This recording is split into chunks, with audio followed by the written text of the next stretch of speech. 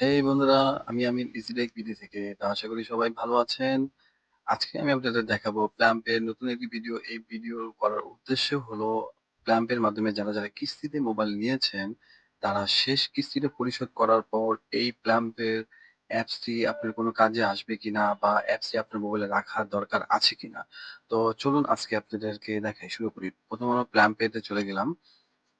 যাওয়ার পর এখানে ক্লিক করলাম। ক্লিক করার পর এখানে আপনি দেখতে পারবেন, আগে আমি আপনাদের দেখাই যে এখানে দেখেন, যেখানে 6 মান্থের কিস্তি নেওয়া ছিল, এখানে ৫ টা কিস্তি দেওয়া হয়েছে আর ১ টা কিস্তি বাকি আছে। তো আজকে আমরা এটাই দিব। দেওয়ার পর দেখি এখানে কি তারপর অপশন দেখায়। তো আমরা কিস্তিটা পরিশোধ করব প্লেন প্লেন আউট। আর এখানে একটা কথা বলে রাখি, অনেকে প্রশ্ন করে যে প্ল্যান করলাম, আপনি যে আইডিটা ওপেন করবেন একটা মোবাইল নাম্বার দিয়ে, সেই মোবাইল নাম্বার দিয়ে যে বিকাশ পেমেন্ট করতে হবে তা কিন্তু না। আর প্ল্যাম্পের মাধ্যমে একমাত্র বিকাশ দিয়ে আপনাকে পেমেন্ট করতে হবে। আপনি যে কোনো বিকাশ দিয়ে পেমেন্ট করতে পারবেন।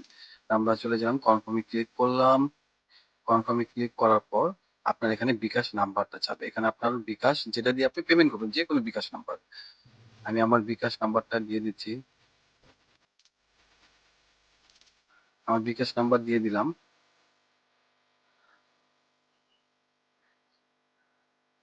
কনফার্ম করে দিলাম। কনফার্ম করার পর এখানে আপনার একটা ওটিপি নাম্বার আসবে। ঠিক আছে? ওটিপি নাম্বার আসবে, তখন আমরা ওই ওটিপি নাম্বারটা দিয়ে দিব। কনফার্ম করে দিব। তারপর আপনার বিকাশের যে পিন কোডটি আছে সেই পিন কোডটি আপনি দিয়ে দিবেন। কনফার্ম করে দিলাম।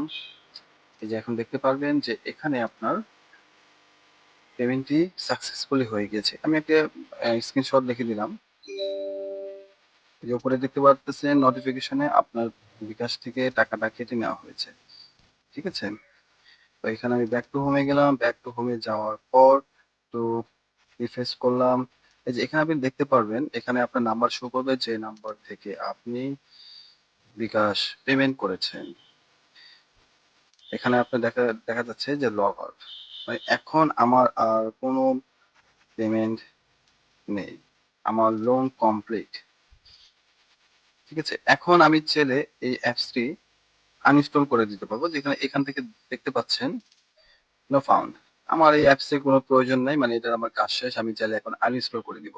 তো এখানে আরো অনেকেই অনেক ধরনের প্রশ্ন করেছিলেন যে যে এই অ্যাপসটি আপনারা প্লে স্টোর থেকে পাবেন কিনা। অ্যাকচুয়ালি এটা প্লে স্টোর থেকে পাওয়া যায় না, এটা গুগল থেকে পাওয়া যায়।